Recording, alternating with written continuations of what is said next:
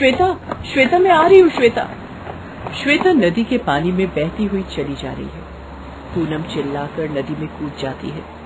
नदी के आसपास बहुत सारे लोग खड़े हो जाते हैं, मगर कोई पानी में उतरने की हिम्मत नहीं करता।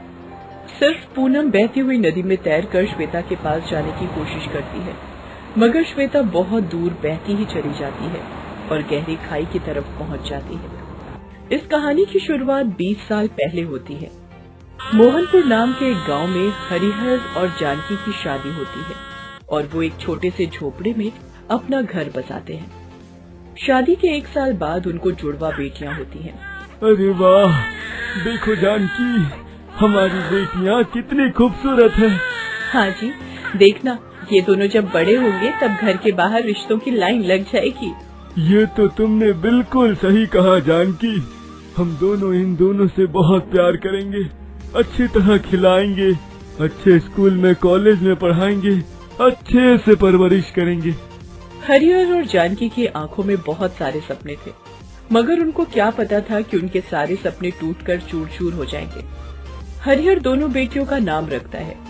बड़ी बेटी का नाम होता है पूनम और छोटी बेटी का नाम होता है पूजा। पूनम और पूजा के दाहिने हाथ में एक बर्थ मार्क है। जानकी हरिहर से कहती है, देखो जी, दोनों के दाहिने हाथ में बिल्कुल एक जैसे दाग हैं। अच्छा ही तो है, जुड़वा बच्चों को ऐसा होता है, इससे पहचान करने में आसानी होती है। पूनम और पूजा थोड़े बड़े होने लगे। वो दोनों एक दूसरे को बहुत ही प्यार करते हैं, एक दूसरे के साथ खेलते हैं, कभी कभी झगड़ा मारपीट भी करते हैं। हरिहर और जानकी ये सब देखकर हंसते हैं और प्यार से दोनों का मन भर जाता है। ऐसे ही हंसते खेलते 3 साल बीत जाते हैं। दोनों में बहुत ही ज्यादा बॉन्डिंग है। दोनों की तबीयत एक साथ खराब होती है। देखो जी, दोनों में कितना प्यार है, तबीयत भी एक साथ ही खराब होती है। जुड़वा है ना, सुना है जुड़वा बच्चों में ऐसा होता है। एक दिन हरिहर जानकी और दोनों बेटियों को लेकर नदी किनारे वो लोग पिकनिक मनाते हैं, खाने पीने लगते हैं। पूनम और पूजा बैडमिंटन खेलने लगते हैं। चल पूनम, बैडमिंटन खेलते हैं। हाँ हाँ चल पूजा, बहुत मजा आएगा। ठीक है, खेलो खेलो, मगर नदी के ज्यादा पास मत जाना, गिर जाओगे। ठीक है पापा।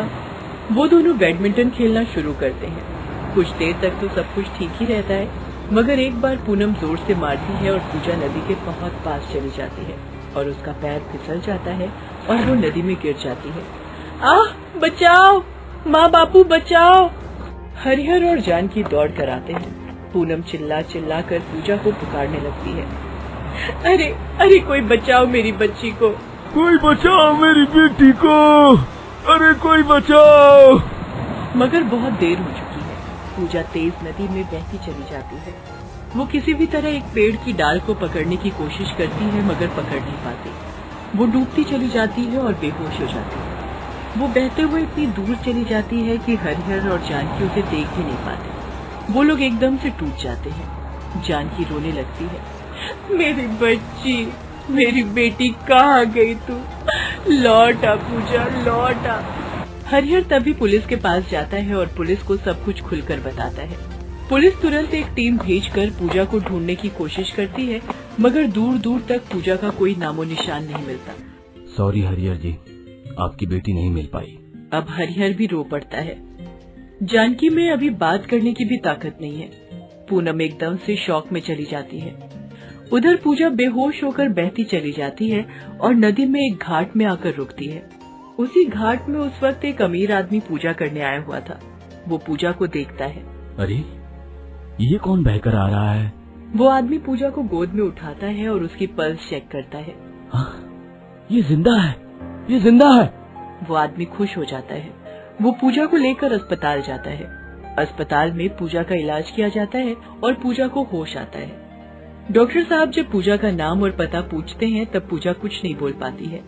वो पहले का सब कुछ भूल चुकी थी। डॉक्टर साहब उस अमीर आदमी के पास जाकर कहते हैं, मिस्टर आहूजा, इस बच्ची को तो कुछ याद नहीं है, ये अपना नाम पता कुछ भी नहीं बता पा रही है। अब क्या होगा डॉक्टर? ऐसे केस में ऐसा होता ही है, ऊपर से ये बच्ची है, इसे अब सब कुछ याद आना करीब करीब असंभव है। सिर्फ किसी बहुत बड़े शौक से ही इसे सब कुछ याद आ सकता है, वरना तो कोई होप नहीं है। डॉक्टर, मेरे पास इतना पैसा है, धन दौलत है, मगर कोई बच्चा नहीं है। मैं इस बच्ची को गोद ले लेता हूँ। वो आदमी पूजा को गोद ले लेता है। इसके बाद बहुत समय बीत जाता है। उधर पूनम अभी जवान हो गई है, मगर वो लोग अभी पूजा को भूल नहीं पाए हैं। हरिहर और जानकी हमेशा पूजा के बारे में ही बात करते हैं। उस घटना के बाद से दोनों जैसे अंदर से टूट गए हैं। दोनों ने पूजा को ढूंढने की बहुत कोशिश की, मगर कोई लाभ नहीं हुआ। मगर अभी भी दोनों के मन में एक आशा है कि एक दिन तो पूजा जरूर मिलेगी। वो गरीब है। पूनम स्कूल के बाद शहर के एक कॉलेज में परीक्षा देती है और उसे कॉलेज से स्कॉलरशिप मिल जाता है। वो शहर में पढ़ने जाने के लिए तैयार हो जाती है। अच्छे से जाना बेटी, और हॉस्टल में अच्छे से रहना और अच्छे से पढ़ाई करना। हाँ माँ बापू, आप लोग चिंता मत कीजिए, मैं पढ़ाई खत्म करके ही लौट आऊंगी और आपको लेकर शहर चली जाऊंगी। पूनम चली जाती है।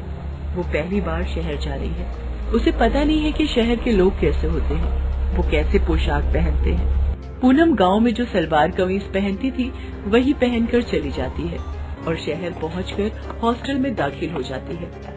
अगले दिन वो कॉलेज जाती है। कॉलेज जाकर वो एक दूसरी ही दुनिया देखती है। सभी लड़कियां छोटे छोटे कपड़े पहनकर घूम रही हैं कैंपस के अंदर। पूनम सलवार कमीज पहनकर गई है। अरे ये क्या, यहाँ तो सारी लड़कियां छोटे छोटे कपड़े पहनकर घूम रही हैं। किसी को शर्म नहीं आती क्या? तभी वहाँ श्वेता नाम की एक लड़की आती है। उसके साथ और भी 2-3 लड़कियां हैं। श्वेता दिखने में बहुत ही मॉडर्न है। वो कहती है, अरे ये देखो कहाँ से आ गई ये गांव की गंवार। कोई ड्रेसिंग सेंस भी नहीं है, सलवार पहनकर कॉलेज आई है। कहाँ से आ जाते हैं ये लोग। ये सुनकर पूनम गुस्सा हो जाती है। मुझसे तमीज से बात करो, समझी ना? क्यों, तू कहीं की महारानी है क्या? मेरी मर्जी है, मैं किसी से भी कैसे भी बात कर सकती हूँ। क्यों, ये कॉलेज तुम्हारे बाप का है क्या? और नहीं तो क्या। हाँ, ये तो श्वेता के बाप का ही कॉलेज है। सुन लड़की, ये मेरा ही कॉलेज है, ये समझ ले। यहाँ मैं जो बोलूंगी वही होगा, और अगर मेरी बात नहीं मानी ना तो इस कॉलेज से निकाल दूंगी। पूनम को डर लगता है। बहुत मेहनत के बाद उसे इस कॉलेज में दाखिला मिला है। यहाँ से जाने का कोई ऑप्शन नहीं है उसके पास। ऐ गवार लड़की, पहले ही दिन तूने मुझसे पंगा ले लिया, इसकी सजा तो तुझे मिलेगी ही। चल कॉलेज का बाथरूम साफ कर, चल। श्वेता पूनम को पकड़कर कॉलेज के बाथरूम में ले जाती है। पूनम चुपचाप बाथरूम साफ करके देती है। अरे वाह, एकदम चकाचक कर दिया। वो तो करेगी, झाड़ू देने वाली तो लगती है। ये बड़ी अच्छी बात करी है तूने। श्वेता और बाकी सारी लड़कियां पूनम का मजाक उड़ाते हैं। पूनम को बहुत बुरा लगता है। वो हॉस्टल लौट कर रोने लगती है। हे भगवान, ये सब क्यों हो रहा है मेरे साथ? क्या गांव की लड़कियों को पढ़ने लिखने का कोई अधिकार नहीं है? नहीं, हार मान लेने से नहीं चलेगा, मुझे लड़ाई करते रहना होगा। पूनम अगले दिन फिर से कॉलेज जाती है और कैंटीन में खाना खाने बैठती है, मगर तभी श्वेता आती है और खाना नीचे फेंक देती है। अरे बाप रे, खाना नीचे गिर गया। रोना आ रहा है क्या मेरी बच्ची को? कैंटीन में बैठे हुए सारे लड़के और लड़कियां पूनम पर हंसने लगे। पूनम वहाँ से चली जाती है। तभी उसके पास एक लड़का आता है। हाय पूनम, मेरा नाम सागर है। कैंटीन में जो तुम्हारे साथ हुआ ना, उसे दिल पर मत लो।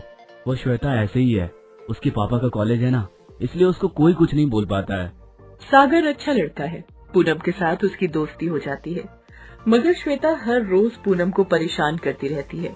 अगले दिन श्वेता उसके पालतू कुत्ते को कॉलेज ले आती है और पूनम के पीछे छोड़ देती है। पूनम जान बचाने के लिए भागती रहती है। बचाओ, बचाओ। वो कुत्ता भौंकते हुए पूनम के पीछे दौड़ता है। ये देखकर श्वेता और उसके दोस्त हंसने लगते हैं। पूनम कॉलेज से निकलकर एक बस में चढ़ जाती है। इस तरह वो उस कुत्ते से छुटकारा पाती है। उसी रात को पूनम को बुखार आता है। वो बुखार के मारे तड़पने लगती है। उसी रात श्वेता को भी बुखार आता है। वो भी तड़पती रहती है। अगले दिन पूनम बुखार लेकर ही कॉलेज जाती है और उसे पता चलता है कि श्वेता को बुखार होने के कारण वो आज कॉलेज नहीं आई है। पूनम अपने ही मन में सोचती है, अजीब है, कल मुझे भी बुखार आया था और श्वेता को भी, ऐसा कैसे हो सकता है? अगले दिन श्वेता कॉलेज आती है और फिर से पूनम को तंग करने लगती है। कभी पूनम से वो अपना सामान कैरी करवाती है तो कभी अपना जूता साफ करवाती है। ऐसे ही 2 महीने बीत जाते हैं। कॉलेज से सभी को पिकनिक पर ले जाया जाता है और वो भी नदी के किनारे। नदी किनारे पिकनिक के बारे में सुनकर पूनम डर जाती है, क्योंकि उसे बचपन की घटना याद आ जाती है।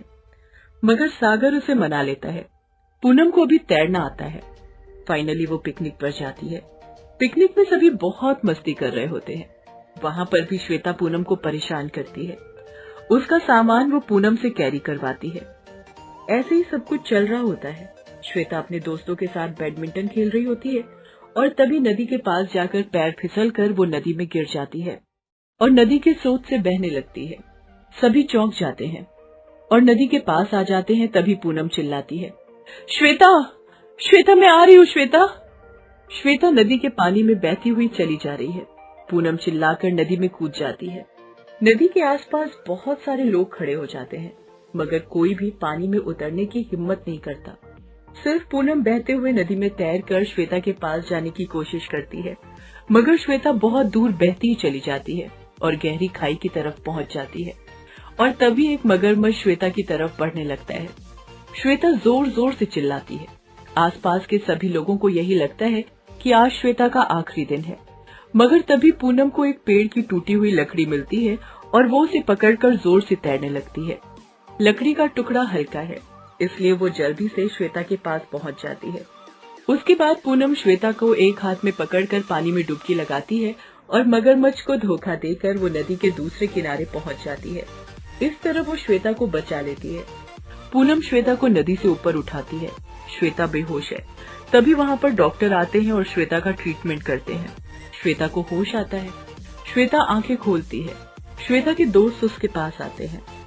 श्वेता, तू ठीक तो है ना श्वेता? श्वेता? कौन श्वेता? मेरा नाम पूजा है। सभी चौंक जाते हैं। सबसे ज्यादा चौंकती है पूनम। मैं अपने माँ बापू और बहन के साथ नदी किनारे पिकनिक मनाने आई थी, मगर बैडमिंटन खेलते हुए नदी में गिर गई। मुझे अपनी बहन, अपने माँ बापू के पास जाना है। अरे, ये क्या कह रही है श्वेता? अगर ये सच है तो उसके दाहिने हाथ में मेरी तरह एक बर्थ मार्क होना चाहिए। देखो तो। पूनम श्वेता का दाहिना हाथ अपने हाथ में लेकर देखती है और उसे वो बर्थ मार्क दिखाई देता है। पूनम रो पड़ती है और कहती है, पूजा, तू पूजा है, मेरी बहन। मैं पूनम हूँ बहन, पूनम। पूजा पूनम को गले लगा लेती है।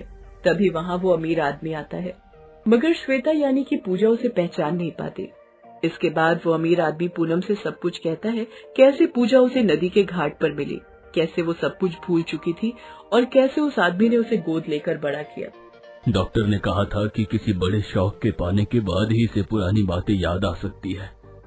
आज वो सब कुछ हुआ जो इसके साथ बचपन में हुआ था, इसीलिए इसको फिर से सब कुछ याद आ गया। बेटा, मेरी बहन, आखिरकार मेरी बहन मुझे मिल ही गई।